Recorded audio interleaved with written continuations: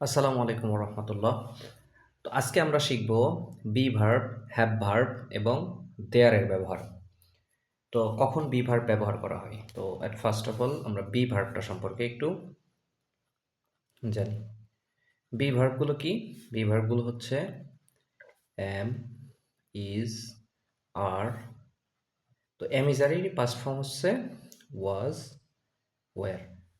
তো বলে রাখা ভালো, এই বি ভার্বের বেস ফর্ম যার সাথে আইএনজি যুক্ত করতে হয়, তো সেটা হচ্ছে বি। হ্যাঁ, বি এম ইজ আর এটাকে প্রেজেন্ট ফর্মে ব্যবহার করা হয়। হ্যাঁ, আর বেস ফর্ম হিসেবে যেমন মোডালের পরে অনেক সময় বেস ফর্ম বসাতে হয়, বা অনেক ক্ষেত্রে বেস ফর্ম বসাইতে হয়।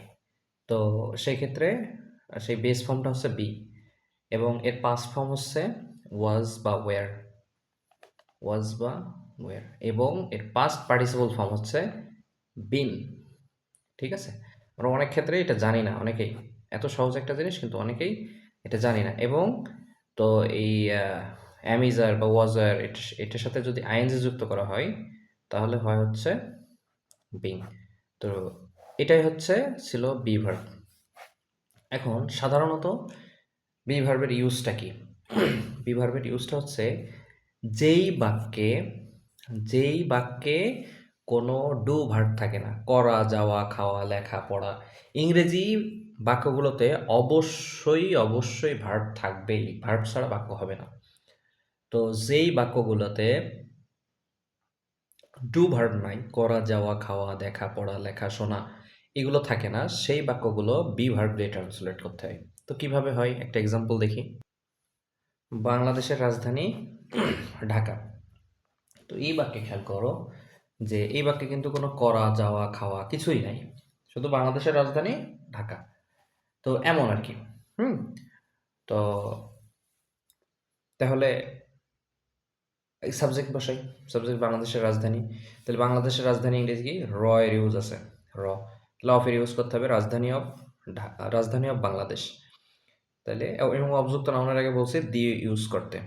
দ্য রাজধানীর ইংরেজি হচ্ছে capital of Bangladesh. Bangladesh short ফর্মে লিখলাম।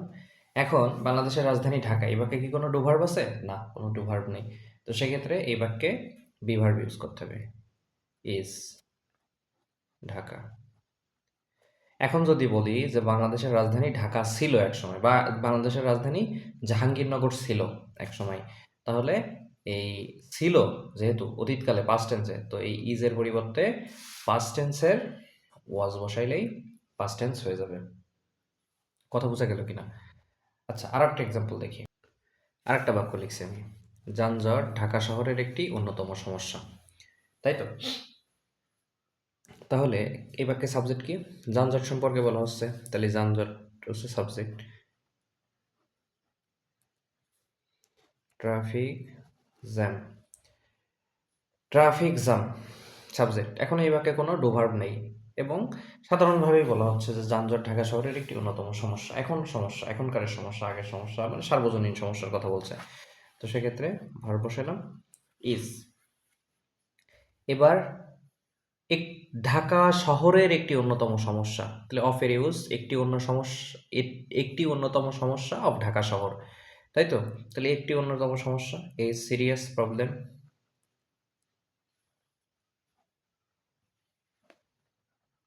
একটি অন্যতম সমস্যা ঢাকা শহরের, তাহলে অফ ঢাকা সিটি। ওকে, এটা। আরও একটা এক্সাম্পল দেখি। আমি এখন দুইটা বাক্য লিখছি। একটা হচ্ছে শারীরিক ব্যায়াম আমাদের শরীরের জন্য ভালো, আর অতিরিক্ত ব্যায়াম আমাদের শরীরের জন্য ভালো নয়। একটা হ্যাবোধক বাক্য, একটা নাবোধক বাক্য। তো দেখি কিভাবে এটা ইংরেজিতে করতে হয় ট্রান্সলেট। তো সাবজেক্ট কি? শারীরিক ব্যায়াম। তো শারীরিক ব্যায়ামের ইংরেজি হচ্ছে ফিজিক্যাল এক্সারসাইজ। এখন এই বাক্যে কোনো ডু ভার্ব নেই, করা, যাওয়া, খাওয়া কিছুই নাই। তো সেক্ষেত্রে বি ভার্ব। ঠিক আছে? আমাদের শরীরের জন্য, এটুকু কিন্তু প্রিপোজিশনাল ফ্রেজ। ফর আমাদের শরীর, আমাদের শরীরের জন্য।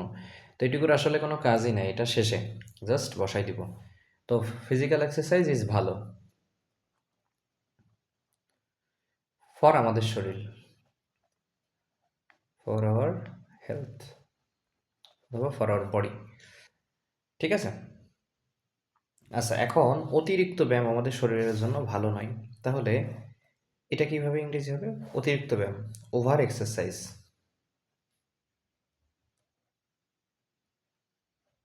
ওভার এক্সারসাইজ, অতিরিক্ত কোনো কিছু বলতে আমরা ওভার বুঝাই। যেমন অতিরিক্ত কাজ, ওভার ওয়ার্ক। ওকে, এখন জাস্ট বি ভার্বের সাথে নট যুক্ত করে দিলেই নাবোধক হয়ে যাবে। ইজ নট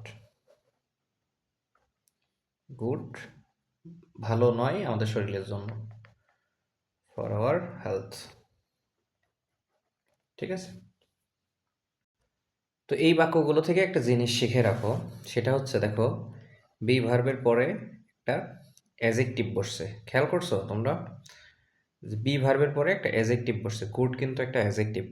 বলে রাখা ভালো যে গুড আর ওয়েল দুইটার অর্থই কিন্তু ভালো। তো গুড আর ওয়েলের মধ্যে পার্থক্য হচ্ছে, এটা হচ্ছে অ্যাজেক্টিভ।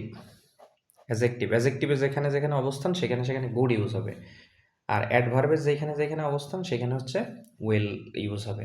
ঠিক আছে? দুইটার অর্থই ভালো, কিন্তু একটা গুড হচ্ছে অ্যাজেক্টিভ এবং একটা ওয়েল হচ্ছে অ্যাডভার্ব।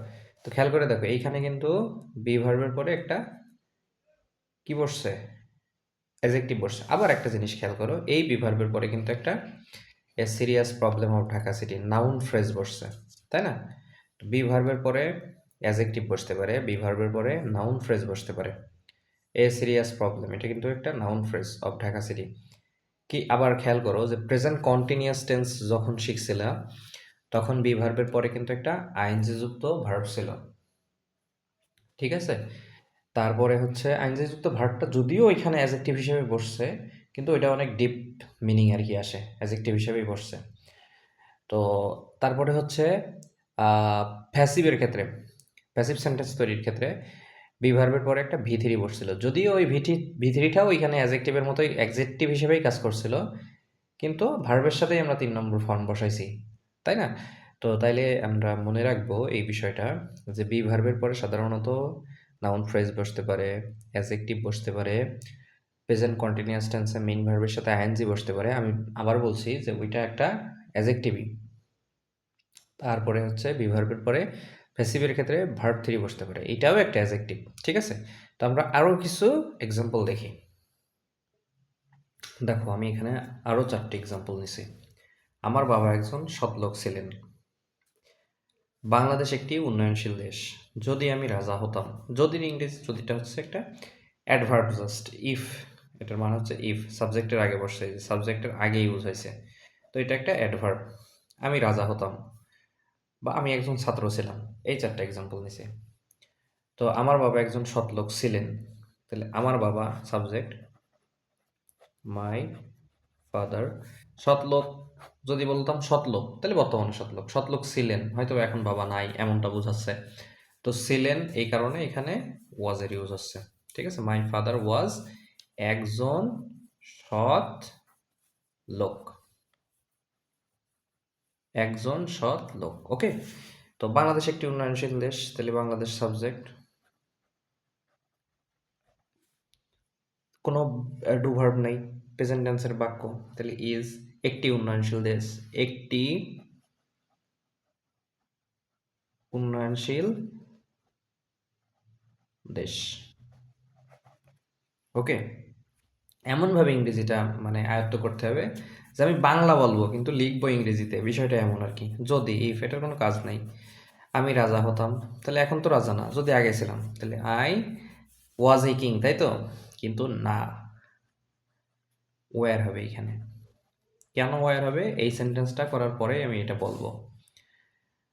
আমি একজন ছাত্র ছিলাম, তাহলে আই ছিলাম, ওয়াজ একজন ছাত্র, এ ছাত্র।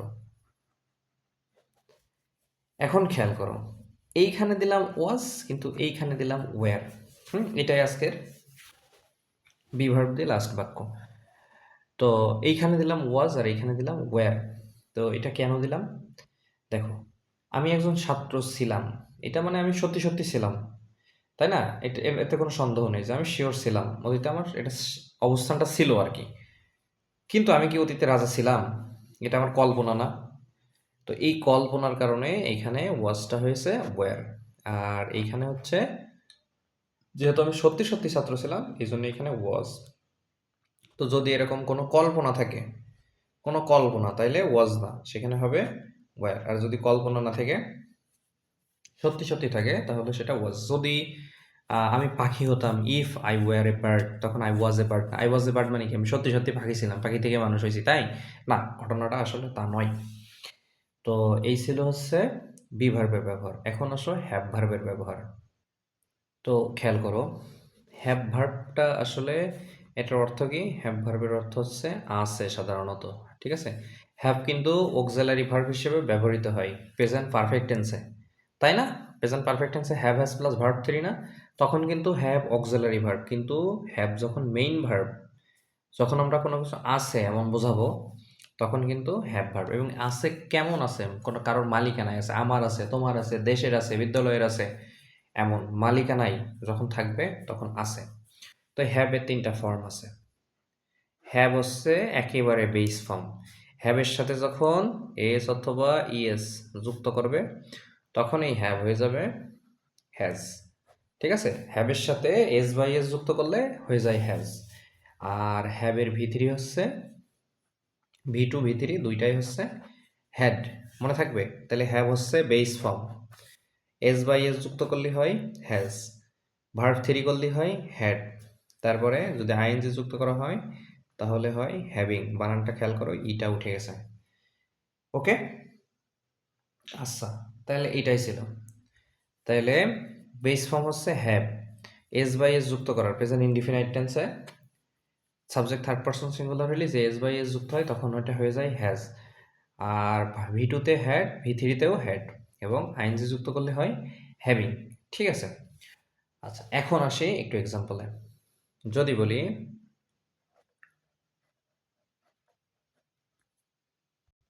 আমি ৩টা সেন্টেন্স নিয়েছি এই জায়গায়। আমার একটি বাইসাইকেল আছে, তার একটি শখ আছে। শখের ইংরেজি হচ্ছে হবি, আমরা জানি, সবাই জানি। তার একটি বাড়ি নির্মাণের শখ আছে।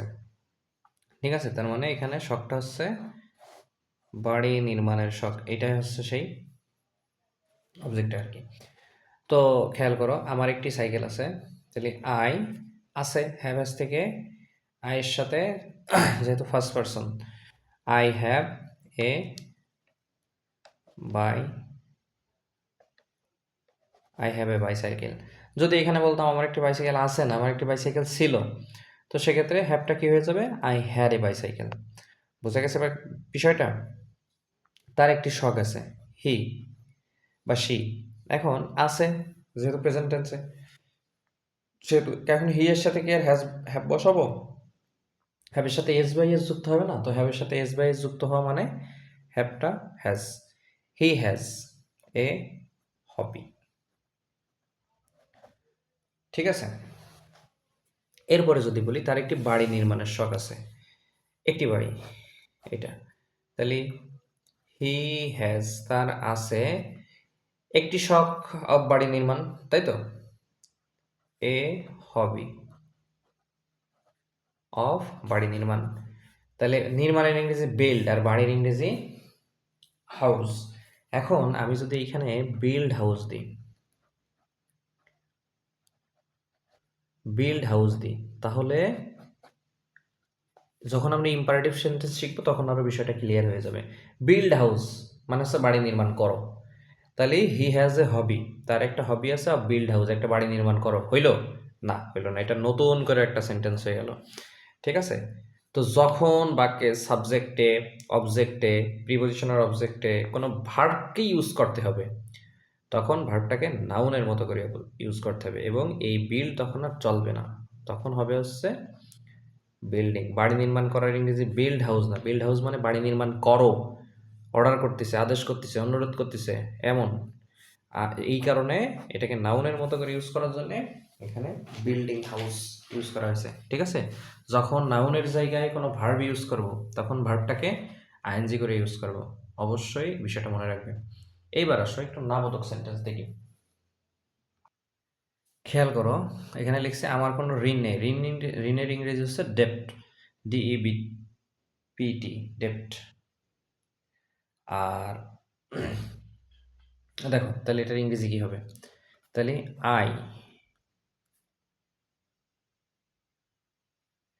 আচ্ছা, নেই। এখন নেই, তার মানে নটের ইউজ করতে হবে। এখন নট কিভাবে ইউজ করব? এখানে কি আমি হ্যাভ নট বা হ্যাজ নট ইউজ করতে পারবো? পারবো? কখনোই পারবো না। কারণ কি? কারণ এইখানে হ্যাভ কিন্তু কোনো অক্সিলারি ভার্ব না। আমি প্রথমেই বলছিলাম এটা প্রেজেন্ট পারফেক্ট টেন্স না। এটা যদি প্রেজেন্ট পারফেক্ট টেন্স হইতো তাইলে আমি এখানে সরাসরি হ্যাভের সাথে নট ইউজ করতে পারতাম, কিন্তু এটা তো প্রেজেন্ট পারফেক্ট টেন্স না, এটা তো present indefinite tense, first indefinite tense. তো এখানে আমি কেমনে হ্যাভের সাথে নট ইউজ করি, তাই না? অনেক সময় আমরা এই ভুলটা করি। তো আমরা এখানে হ্যাভের সাথে কি কখনো নট ইউজ করতে পারবো? মেইন ভার্বের সাথে কি কখনো নট ইউজ হয়? মেইন ভার্ব যেমন present indefinite subject plus verb one plus object, past indefinite subject plus verb two plus object. তো আমরা ভার্ব টু এর সাথে ভার্ব ওয়ানের সাথে কখনো নট ইউজ করি না? কখনোই নট ইউজ করি না। প্রেজেন্ট ইনডিফিনাইটের ক্ষেত্রে আমরা do not, does not, did not. Present ইনডিফিনাইটের ক্ষেত্রে do not, does not use করি। পাস্ট ইনডিফিনাইটের ক্ষেত্রে ডিড নট ইউজ করি। আমরা কখনো মেইন ভার্বের সাথে নট ইউজ করি না। তো যেহেতু আমার নেই, তাহলে আই এর সাথে অবশ্যই ডোন্ট হবে, do not. I do not, এখন do not, did not, does not, এরপরে ডাইরেক্ট ভার্বের base form. I do not have কোনো ঋণ, এনি ডেপ্ট। ডেপ্ট বানানটা সম্ভবত বিটি। আচ্ছা, তো ভুল হইতে পারে এখানে, হয়তো বা পি আছে কি না। আচ্ছা, যাই হোক, এটা সবাই একটু চেক করে নিও, বা আমি ভিডিওটা শেষ হইলেই চেক করব। তো ও আচ্ছা, আগের ভিডিওতে একটা বিষয় পরবর্তীতে দেখার সময় খেয়াল করলাম যে ওয়াটার দিয়ে একটা একদম লাস্টের দিকে, ভিডিও লাস্টের দিকে একটা সেন্টেন্স তৈরি করা হয়েছিল যে ওয়াটার শুড নট অস্টেড, এরকম হয়েছিল। এখানে একটা ভুল হয়েছে, শুড নট বি অস্টেড, এমন হবে আর কি। হ্যাঁ, এটা একটু খেয়াল করে নিও। এটা আমি ওই সময় হয়তো বা খেয়াল করতে পারি না, আর ভিডিওগুলো আমি পরে আর কি এডিট করি না। তো সরাসরি আমি জাস্ট ভিডিওটা করেই আপলোড করি। এখানে মানে কোনো রকম কোনো এডিট করা হয় না, জাস্ট ভিডিও করি, আপলোড করি। অ্যাকচুয়ালি আমি অনেক ব্যস্ত থাকি, তো এই জন্যে আর কি ভিডিওগুলো এডিট করার বা পরবর্তীতে দেখারও অনেকটা সুযোগ হয় না। তো এইটা আর কি। আর একটা বিষয়, সেটা হচ্ছে প্রাইস বানানটা ভুল হয়েছিল আগে গত ভিডিওতে। PRIAS দিয়েছিলাম প্রাইস, ওই প্রাইস মানে হচ্ছে মানে পুরস্কার, আর এই প্রাইস মানে হচ্ছে মূল্য। তো যাই হোক, এটা একটু কারেকশন করে নিও সবাই। এখন তার কোনো ঋণ নেই, এই বাক্যটা কি হবে? হি। এখন হি এর সাথে সাধারণত হ্যাজ হইতো, তো এখন এখানে না বলুক নট যুক্ত করতে হবে। তো এখানে তো আমি চাইলেই নট যুক্ত করতে পারবো না, অক্সিলারি ভার্বের সাথে নট যুক্ত করতে হবে। আর হ্যাজের সাথে তো নট যুক্ত করতে পারবো না, কারণ হ্যাজ এখানে মেইন ভার্ব। এইখানে হ্যাজের অর্থ হচ্ছে আছে বা ছিল, এমন। তাহলে he does not, does not বসাইছি, ডাজ নটের পরে কি ভার্বের base form, does not have any ডেপ্ট। ওকে, তো এটাই ছিল হচ্ছে হ্যাভ ভার্ব। দেয়ার এর ইউজ দেখলে আরেকটু ক্লিয়ার হয়ে যাবে। তো দেয়ার এর ইউজটা কিভাবে,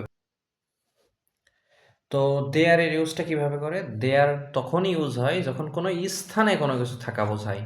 হ্যাভ হ্যাজ কোথায় ইউজ হইতো? যখন কোনো ব্যক্তি বস্তুর মালিকানায় থাকতো।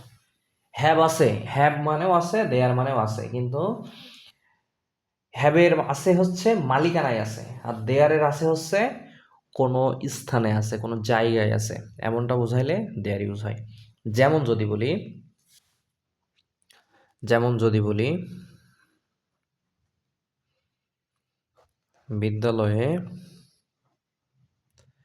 300 জন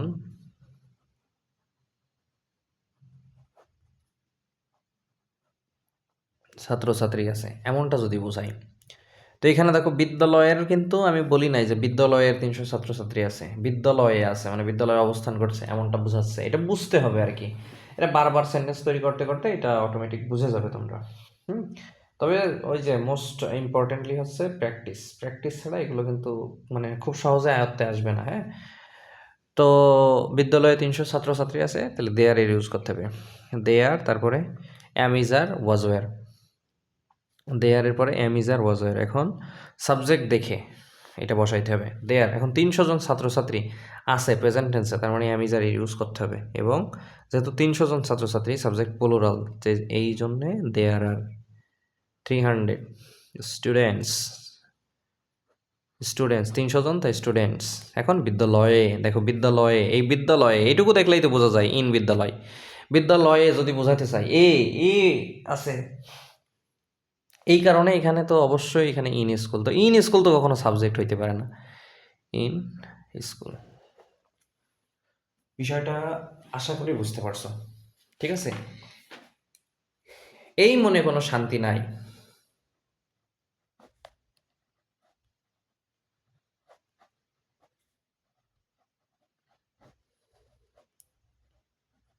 কোনো শান্তি নেই, ঠিক আছে? তাহলে এই মনে, এটা তো সাবজেক্ট হওয়া পসিবল না।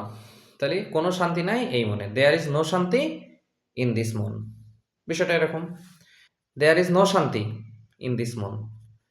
বুঝা গেছে? নেগেটিভ সেন্টেন্স, এটা আগেটা ছিল পজিটিভ সেন্টেন্স, এটা হচ্ছে নেগেটিভ সেন্টেন্স। তো দেয়ার ইজ এখানে আসলে নট বসাবা না তোমরা, এখানে নো ইউজ করবা, no. There is no peace in, এই মনে, ইন দিস মাইন্ড। ওকে, তো দেয়ার ইজ এর পরে দেয়ার ইজ নট পিস না, there is no peace in this mind, ঠিক আছে? তারপর আরো একটা এক্সাম্পল দেখি। বিদ্যালয়ের একটি লাইব্রেরি আছে, বিদ্যালয়ের একটি লাইব্রেরি আছে। এখন বিদ্যালয়ের একটি লাইব্রেরি আছে, এখন এই সেন্টেন্সটা ইংরেজিতে তোমরা একটু, আমি 10 সেকেন্ড টাইম দিচ্ছি, তোমরা একটু এটা ট্রাই করো তো মনে মনে, এটা কি হইতে পারে।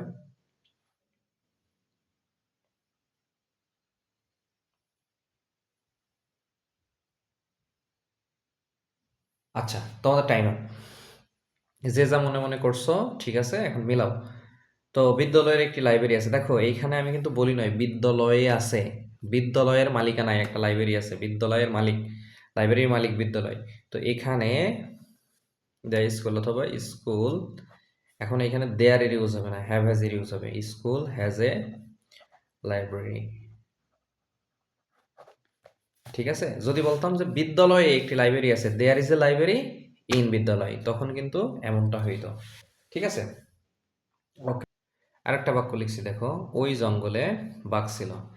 ওই জঙ্গলে ইংরেজি হচ্ছে দ্যাট ফরেস্ট, আর বাঘ ছিল।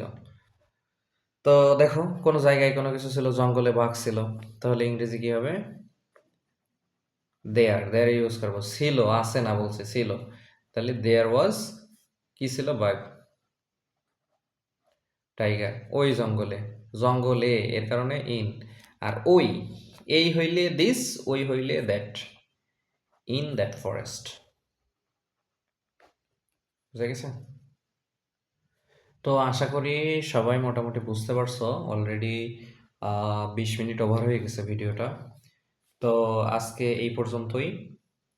অবশ্যই তোমরা প্র্যাকটিস করবে এবং আশা করি তোমরা আজকের এই 3টা অ্যাসার্টিভ সেন্টেন্স খুব ভালো মতো বুঝতে পারছো, এবং এটা নিয়ে তোমাদের অনেকের মধ্যে অনেক কনফিউশন ছিল, এবং এই দেয়ার দিয়ে বা হ্যাভ ভার্বের ইউজ এইগুলা তোমরা সচরাচর পড়ালেখা করালেও এটা সেন্টেন্স মেক করতে হয় কীভাবে অনেকেই জানতে পারতে না। তো আসলে এই ভিডিওর মাধ্যমে হয়তো বা একটু বোঝার চেষ্টা করছো বা হয়তো বুঝতে পারছো। তো মেইনলি হচ্ছে তোমাদের প্র্যাকটিস করতে হবে, প্র্যাকটিস ছাড়া ইংরেজি কোনোভাবেই পসিবল না। হ্যাঁ, জাস্ট এখন এই কয়টা সেন্টেন্স বুঝতে পারছো, তুমি যদি প্র্যাকটিস না করো নিজের থেকে, নিজের থেকে, কেউ প্র্যাকটিস করাবে না, নিজের থেকে, তাহলে না হইলে তুমি এটা কোনোভাবেই বুঝতে পারবে না। প্র্যাকটিস করার জন্য সেন্টেন্স কোথায় পাবে তোমরা? তোমাদের বইয়ে যে কম্পোজিশন আছে, তোমাদের বইয়ে যে প্যারাগ্রাফ আছে, এইগুলা থেকে তোমরা এটা প্র্যাকটিস করতে পারো, ঠিক আছে? মোটামুটি তোমরা অনেকগুলা বিষয় শিখছো রিডিং পড়ার মতো, বা একটা প্যারাগ্রাফ পড়ে বা একটা কম্পোজিশন পড়ে অন্তত বোঝার মতো তোমরা যথেষ্ট শিখছো। নাউন ফ্রেজ শিখছো, প্যাসিভ সেন্টেন্স শিখছো, 12টা টেন্সের অর্থ সহ শিখছো, মোডালের অর্থ শিখছো, দেন বি ভার্ব, হ্যাভ ভার্ব, দেয়ার, এইগুলোর ইউজ শিখছো। তো এখন আমি মনে করি যে কোনো সাধারণ প্যাসেজ, ছোটোখাটো প্যাসেজ, এইগুলো তোমরা রিডিং অর্থ সহ পড়তে পারবে, শব্দের অর্থ যদি জানা থাকে, এবং মোটামুটি যে কোনো প্যারাগ্রাফ, কম্পোজিশন, লেটার, এইগুলোও অর্থ সহ পড়তে পারবে। ঠিক আছে? তো আজকের ক্লাসটা এই পর্যন্তই ছিল। আগামীকালকে যে ক্লাসটা নিব সেটা হচ্ছে আমাদের নন ফাইনাইট ভার্বের যে ইউজটা, আমরা ভার্ব পড়ছিলাম। এতদিন যে ভার্বগুলো পড়ছি এইগুলো হচ্ছে আমরা শুধুমাত্র ফাইনাইট ভার্ব পড়ছিলাম, কিন্তু টেন্সের মধ্যে যে ভার্ব ব্যবহার করছি, মডেলের মধ্যে যে ভার্ব ব্যবহার করছি, এগুলো আমরা সবই আমরা ফাইনাইট ভার্ব পড়ছিলাম। তো নন ফাইনাইট ভার্বের কথা বলছিলাম ভার্ব পড়ানোর সময় যে এই ৩ টা ভার্ব নিয়ে এখন কোনো কথা বলবো না, পরে কথা বলবো। তবে তার মধ্যে একটা ছোট্ট করে অল্প করে আমি বলছিলাম নন ফাইনাইট ভার্ব একটা ইনফিনিটিভের কথা। তো এই ওইটাও আমরা বিস্তারিত আরও জানবো। তো আগামী ক্লাসটা নন ফাইনাইট ভার্ব নিয়ে হবে। তো ততক্ষণ পর্যন্ত সবাই ভালো থাকো। আল্লাহ হাফেজ।